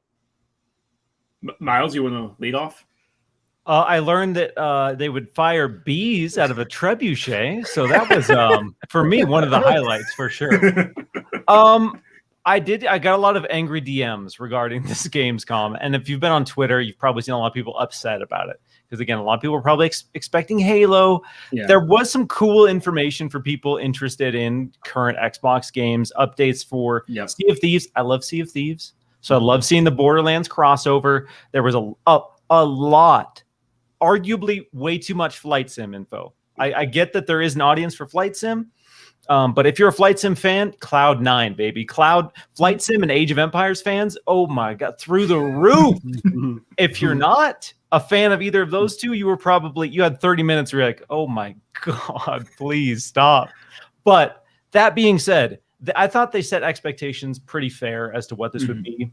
We saw a lot of cool indie games that I wish they would have broken down more. Humble Bundle had a bunch of stuff coming to Game Pass, and we got little bits and pieces of games that looked amazing. And I would have loved to see kind of full trailers or like a little deep dive into some of those. The Gunk. I put the Gunk on there. Yep. Yeah, the Gunk trailer. Only 1 minute, but ooh, they did a lot with that 1 minute. Let me tell you. It looks good, legitimately. Yeah. So the Gunk and bees out of a trebuchet, I think top two moments for me. I'd agree with him. I would throw in Crusader Kings 3. I know this is again one of those games where it's like it's a very specific niche, and if you like these games, you love these games and you play them for thousands of hours, and if you don't, you're like, what the hell is this? Make it stop. So I get that. That's fair. But Crusader Kings 3 coming to console and launching in Game Pass is a big deal. I will put that out there. That is like one of these historical sim games, and Paradox Interactive does a great job with them. So that was a good moment for me personally. And also, I would also put in the ending. Forza Horizon 5 just continues to look incredible. Playground knows what they're doing with that game. The intro where they have you dropping in literally on various cars across the Mexican landscape, gorgeous. Yeah, absolutely gorgeous. I say, did it need to be 90 minutes? No. Objectively, no. I don't think anyone who watched that felt that 90 minutes was the right length for that. An hour, maybe. Right, because I tuned in for like 5 minutes and I had to tune out. I was working, but just kind of looking through the timeline, it didn't seem like people were like overly enamored. It sounded like what you guys are saying. There was a few highlights, but overall, it's like some stuff went on too long. Didn't really need to be at the 90 minutes, but overall, the pacing was just kind of boring.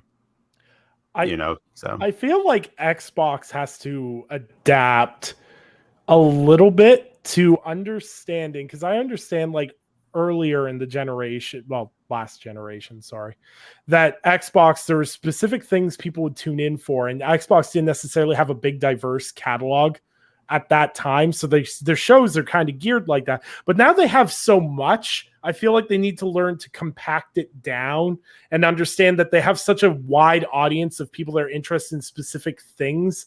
They need to find a better way of communicating those things in a smoother transitional way. Because I really understand people's frustrations. It's better now that Flight Sim's on console, but it used to be really bad in a showcase where they talk about Age of Empires and Flight Sim back to back. And you're like, wow, I'm really excited for these games that I cannot play on my Xbox hardware. But that's a battle that they're always going to have. Age of Empires is always endlessly exciting to me. I'm going to WOLO my way all the way to glory when that launches.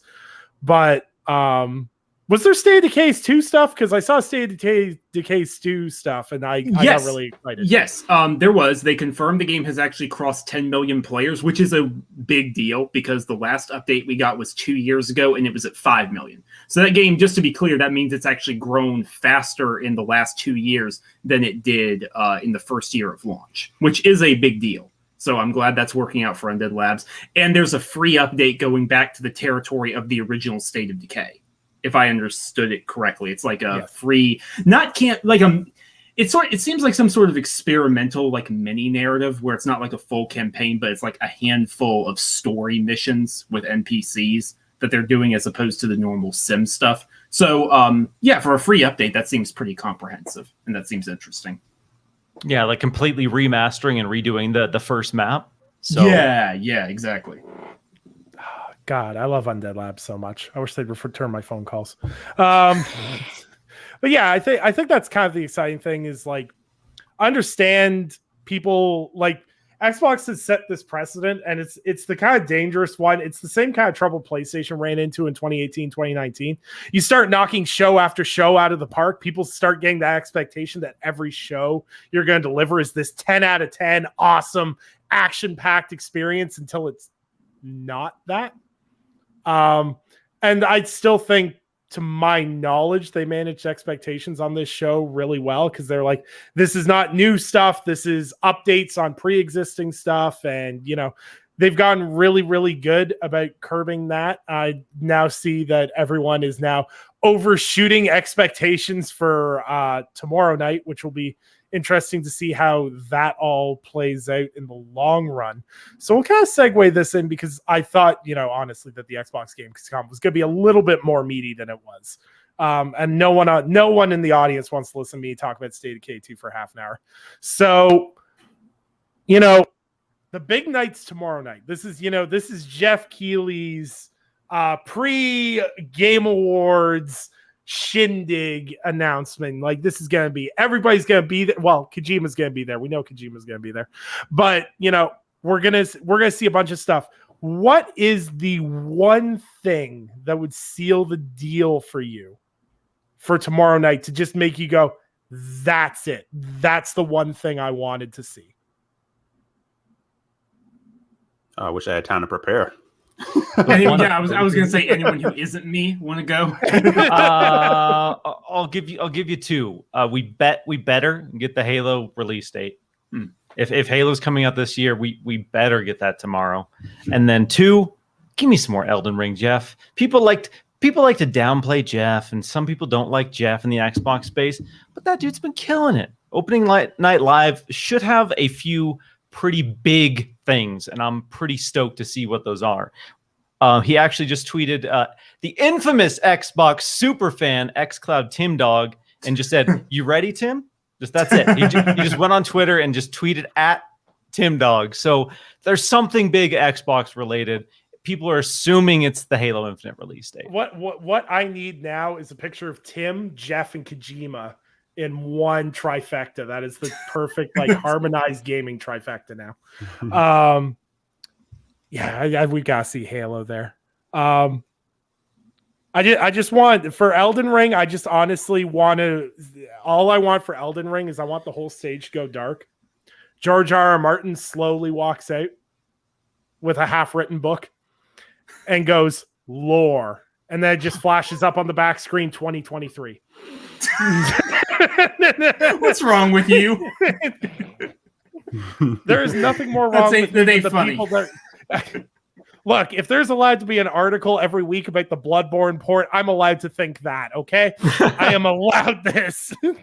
I don't know. Like, the thing with Gamescom's always been this weird thing where I can't remember anything huge at Gamescom, because Gamescom always came awkwardly after E3, where everyone, shot their shot in terms of what they had. And then Gamescom always felt like a refresher update before the holidays. Mm-hmm. So I feel like we're going to see more Battlefield. We're going to see Halo. We're definitely going to see Elden Ring. That seems like a given at this point. I just want something stupid. I want someone to drop something stupid. I know, like, I just feel like we don't get stupid announcements anymore. Like, everything's so predictable these days. Like, we got Vin Diesel starring in Arc 2. We definitely I need an Arc 2 update. There we go. Arc 2 update with Vin Diesel. Co-star Dwayne "The Rock" Johnson.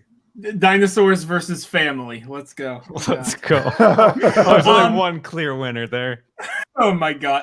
I'm sorry. I still will never forget that reveal. I laughed so hard. I do not think the oxygen was getting to my brain during that moment. And then to read after this that somehow in this world that we live in, Vin Diesel is an Arc super fan. Yes, like that. He's got like hundreds, if not thousands, of hours. That was the biggest twist of all this whole. Not only is Vin Diesel in this trailer, he's a executive producer on Arc 2. What? I love it. You know what? So, oh no, I was just gonna say before you go ahead. Anytime Vin shows up to like a gaming show, there's just the weirdest shit that happens. Like he comes the Fast and Furious game. Yeah, exactly. I'm like, is that for 360? Or didn't that close out an and event? then Michelle Rodriguez saying, didn't they close? What did they close with that with? E3 2019, baby. That was the Fast and Furious, whatever that was. And Michelle Rodriguez said, we played so many video games back in the day. I remember us playing Tekken all the time. I'm like, what the fuck's Tekken?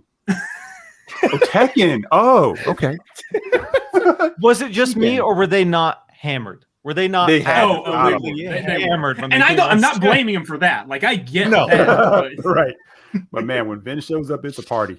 Yeah. So, okay. All right. Yeah. So that's the free space on our bingo sheet of insanity here is Vin Diesel showing up, because we know we're going to get some wild stuff. Yeah, but he never shows up and says they're redoing or remaking Riddick. Yeah, Escape from Butcher Bay or something cool like that. It's like either Fast and Furious related or Arc. We got to talk to Doctor Strange, get him to like reset the timeline. We never got anything new, Chronicles of Riddick, and that's a shame. Actually, you know what? I will give credit to Jeff, because I agree with Miles. I think he gets so much unnecessary flack, and I don't like that. Honestly, I think he does legitimately a great job for the industry as a whole. Yep. Even if the Game Awards goes way too long a lot of the time, he does. But what I think Jeff delivers on is the new reveals. It's the stuff coming that we had no clue we wanted, like the Callisto Protocol. That came out of nowhere and was all of a sudden, oh, okay, you're going to be one of the names in horror gaming. Okay, let's do this. I don't know what it'll be, but I want another of those moments. I want another, this is a studio you've never heard of, led by a veteran who quietly left where he was working or she was working 5 to 10 years ago. They're working on a crazy new spiritual successor. I don't know what it'll be, but I want one of those types of moments, because Jeff is really good at those types of moments. One word. Abandoned. Now I'm looking for the kick button. I'll be happy if I never hear that word ever again. I finally just went through and muted it on my Twitter. I was like, here we go. I never have to look at this again. Like, yeah. We do know this new Kojima trailer is definitely going to be there. The one that Kojima's been obsessing over for the past few weeks. We get to see Death Stranding's, I'm guessing, pre-launch trailer for the director's cut will be there, because, it's a Keeley show. Kojima's going to be there, and he's going to have something cool to show off. That'll be awesome. I don't know. I feel like we know. It feels so weird because of COVID. game development's kind of stretched out. So I feel like we kind of know everything that we're realistically going to see for the next year, 2 years. Like, I feel like there's no surprises left in the bag until Jeff Grubb just randomly says it in an article in an offhand sentence. Like, I feel like we're not going to hear about anything else for a while. Like, I'm not expecting anything crazy from this because PlayStation's not part of this, correct? So we're not going to have any craziness from them in terms of... They are, but I think that's just for the Death Stranding director's cut, since that's PS5 only. I think that's... Okay. They are technically on the list, but I think it's just for that. Okay. I think Jeff will have some surprises. I am confident that Jeff will have a handful of things that we have not seen before. 1 or 2 cards up his sleeve, Miles, you think? Maybe even 3? Like, just I would things say no one sees coming? There will be new game reveals in general, and I think maybe not new game reveals, but there will be a couple things that people I don't think expected. I think Jeff always does a good job of having something, giving you something that you didn't know about, showing you something you didn't know you wanted. Evil Dead, the game, son. What's up with that? You know, when I saw that, I lost my goddamn mind. And only Jeff Keighley, I have to give Jeff all the credit in the universe. All the credit that you can give any human being, because that son of a bitch ended his showcase with Evil Dead the game and Elden Ring. And to this day, there has not been a grand finale on that level in my eyes. I will never understand why people don't like Jeff. Like, yes, he's over exuberant and everything else, but like, he is the picture perfect example of a guy who got through on knowing how to talk to people and just generally loving the entire industry. Like, he literally made a career out of being like, hey, you do cool stuff. I want to show people the cool stuff you do. And people are like, oh, okay. And he just made a career out of that. And like, the Game Awards is bigger than any movie awards show now. And I feel like people just don't respect that as a whole. Like, Xbox sat there and went, do we reveal the Xbox Series X here or do we give it to the Game Awards? And they went, nah, we're going to put on the Game Awards with Hellblade. Like, the amount of power and pull he has and how much, it's not even the fact that he's got the power and the pull, it's the fact he respects how much power and pull he has and continues to bring up smaller games and going, hey, this is something really cool. Like, I would not be at all surprised if, you know, one of his surprises is what Bloober's working on next. That'd be a very Jeff announcement. You know, here's a really early look at something Bloober team's working on, you know, or something like that. That would be, you know, weird. But yeah, Gamescom's exciting, and the Game Awards this year will be really interesting, I have a feeling. But, you know, that's the Microsoft Theater, y'all. Is it really? Mm-hmm. It always is, unless I miss something. It's always it is. Yeah, it is consistently. But as much as there will be cool stuff, I think, from Xbox at Gamescom, my expectation this year is that Xbox will go way harder at the Game Awards than they're going to go at Gamescom. I'd agree with that personally. Yeah, I think I would too. I think, yeah. I mean, we don't have to get in the weeds on it too much. That'll come around, and I have a feeling we'll get you back on for that, Miles. But yeah, I agree with that generally. Yeah, I will. What I will say is, the interesting part about how Xbox laid out E3 is we basically know everything for Xbox up until. Oh. Go back to bed. I'll be there in a minute. Okay. Okay. We have an interruption, but it's wholesome, so it's all right. It's pure. No one saw that. I'm cutting that. But I think what's interesting is basically we know Xbox's roadmap to summer. Like, the latest game that we currently have right now is Arcane Leon's new game, and that's set for summer, I think. Well, Starfield's technically the furthest. Yeah. But I think that Game Awards will be your, hey, what's 2023 going to look like? And I think that's the thing is with Xbox and PlayStation, I'm really excited for PlayStation's front half right now. Their front half looks really amazing, and I've enjoyed a lot of the stuff they put out. Xbox's back half is really exciting to me. When we start talking about Fable, Avowed, Hellblade, you know, when those games start, that's the stuff that really, yeah, that really gets me excited for the future, so to speak. But we've got a couple of community questions based on being excited for the future. Well, not really. Let me pull these up here.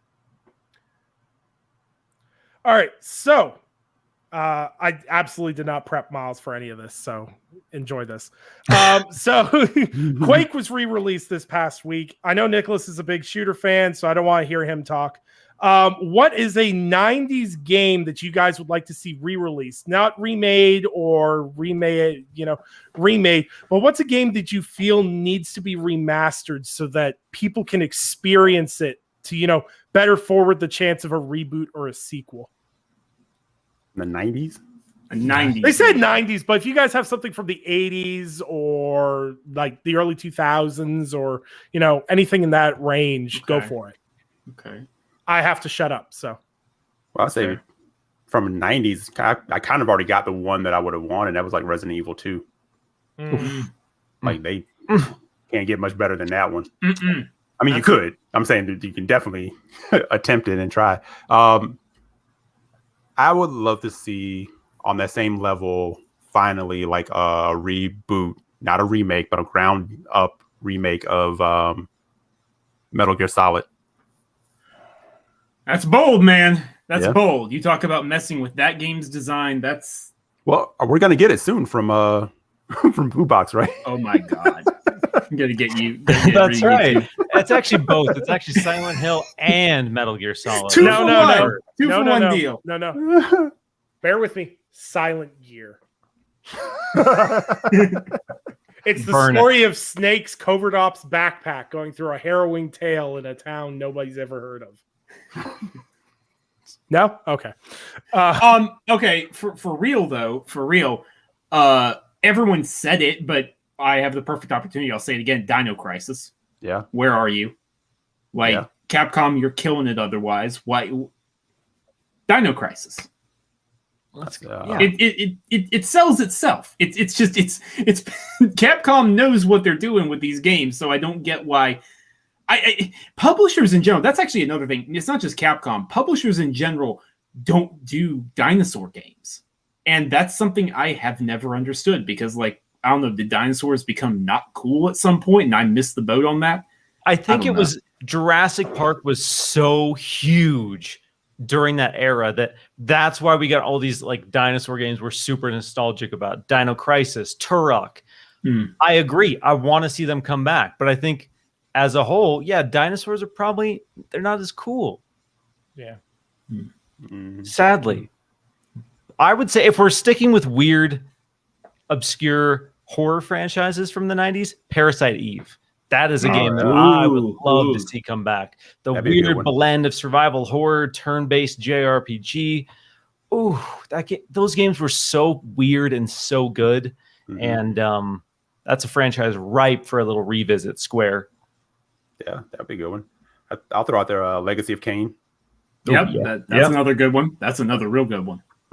I'm gonna toss two obscure ones into the mix, and if no one gets them, I completely understand. One was a PlayStation 2 JRPG. It's the only JRPG I ever loved, and that was Radiata Stories by Tri-Ace, and it was published by Square Enix. I literally spent $150 on eBay to buy a Japanese copy to play on PlayStation 2 because you cannot get it anywhere and it's not playable on any platforms. I would if they did a PlayStation 5 port of it, just direct port, would love it. And another one's a old horror game and it's called Clock Tower. And I'm not sure how many people have played that. If you haven't seen it, go look it up. It is intense, it's weird, and the sequels were absolutely terrible. But the first game was phenomenal. But that was I think that was a SNES horror game. I think that was a Super Nintendo game. So they brought back the terrible live action ones like the PMV or whatever they're called, horror games like Night Trap. They can bring Clock Tower back. So our next question is one that's a really common question. I've gotten it 3 times in a row the past 3 weeks, so we'll finally answer it here. It's almost August. This was submitted in July for reference. It's almost August, and we haven't heard a peep about Horizon Forbidden West. Is it delayed, or is it actually coming this year?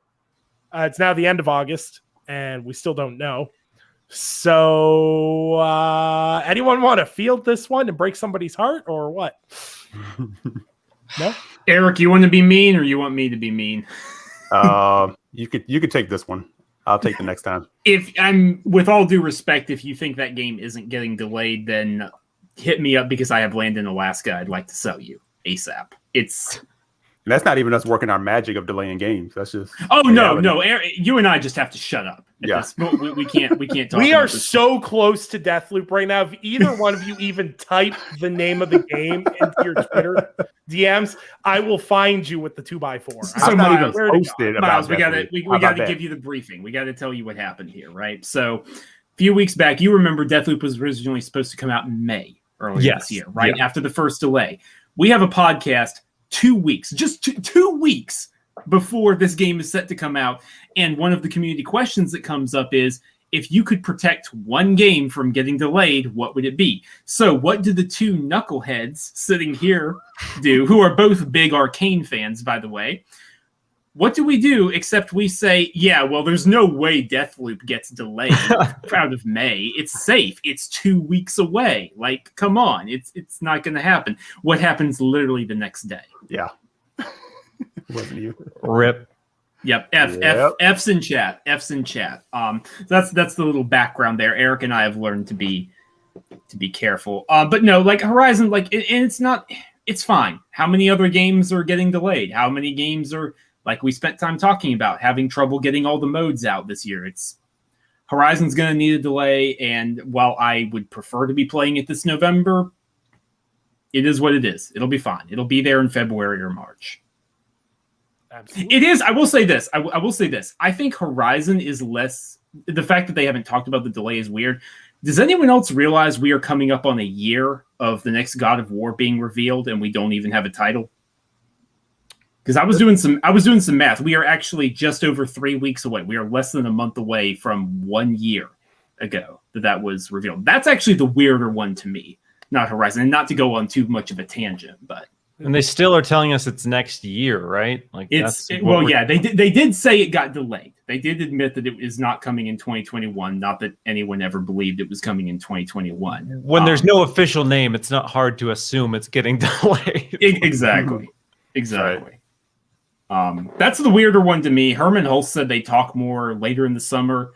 We are running out of summer, so I don't know. Well, actually, no. See, global warming's making the weather hotter, so summer's actually longer now if you want to get particular about it.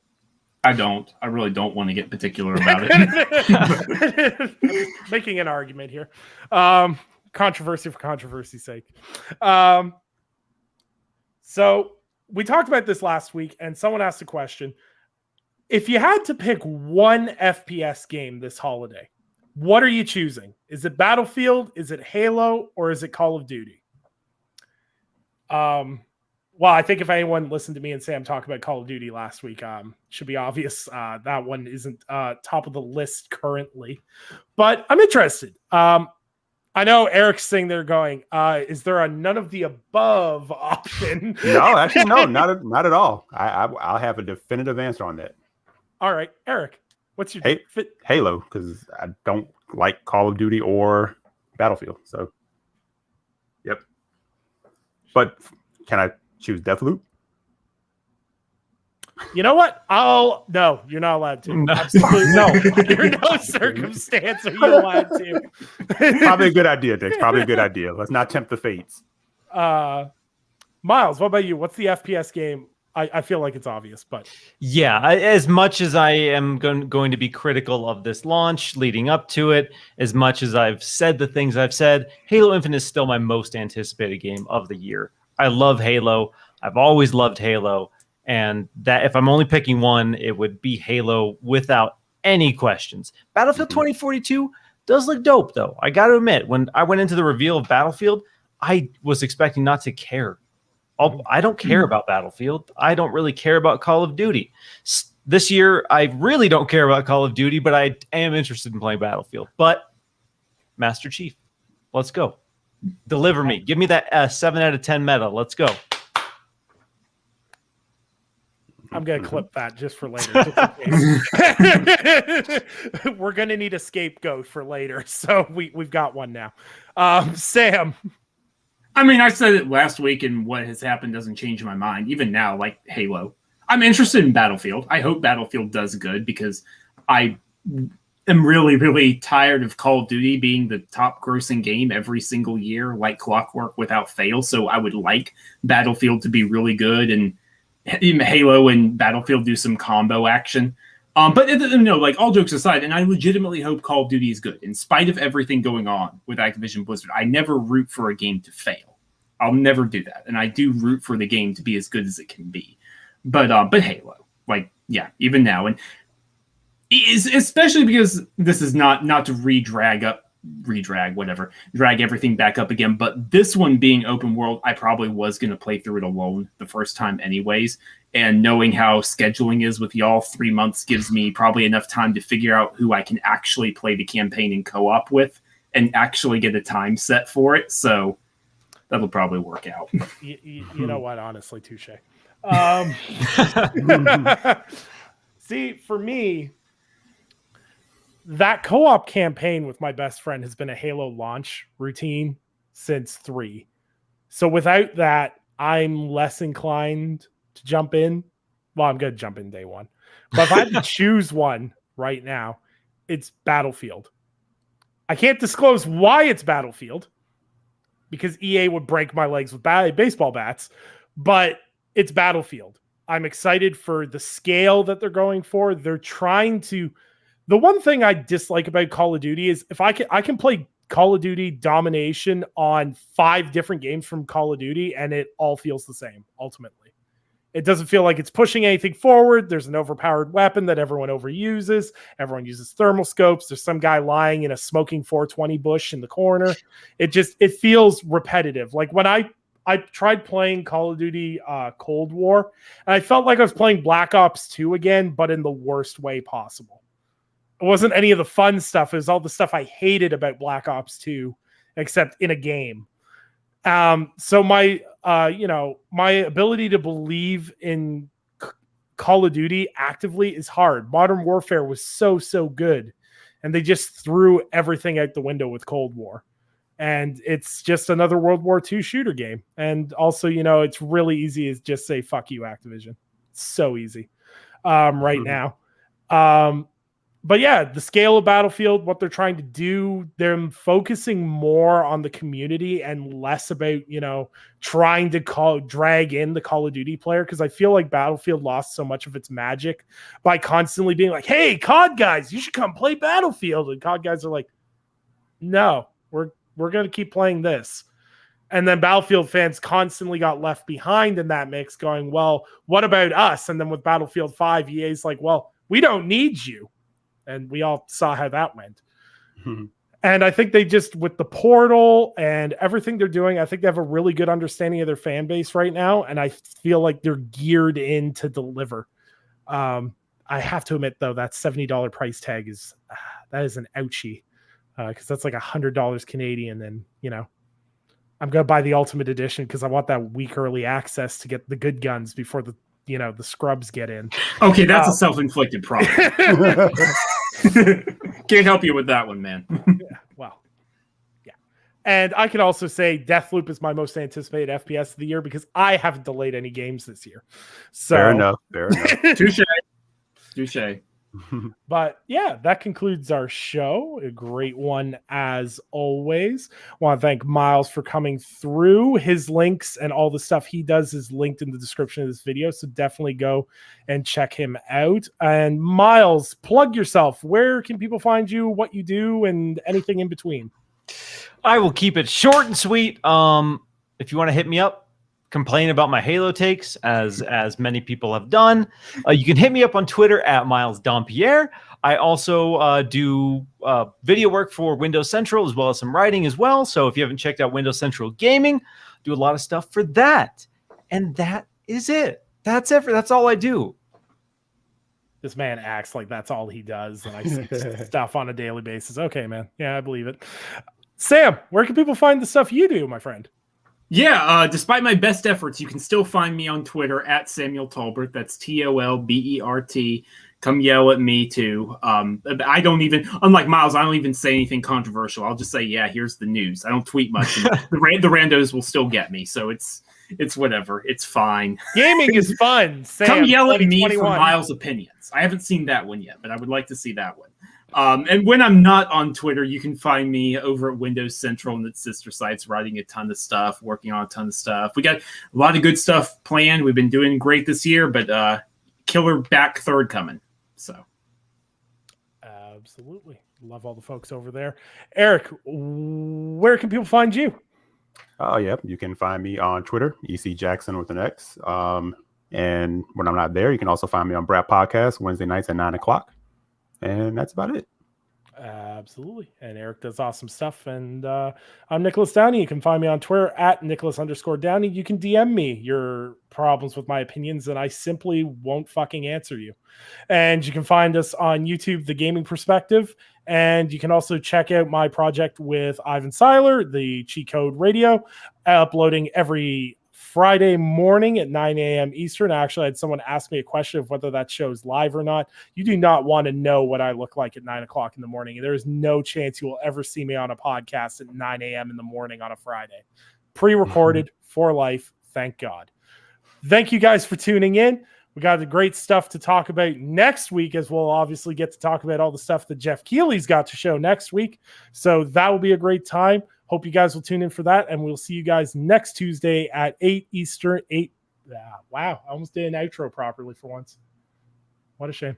8 p.m. Eastern Standard Time. We appreciate all of you, and we'll see you guys next week. Bye for now.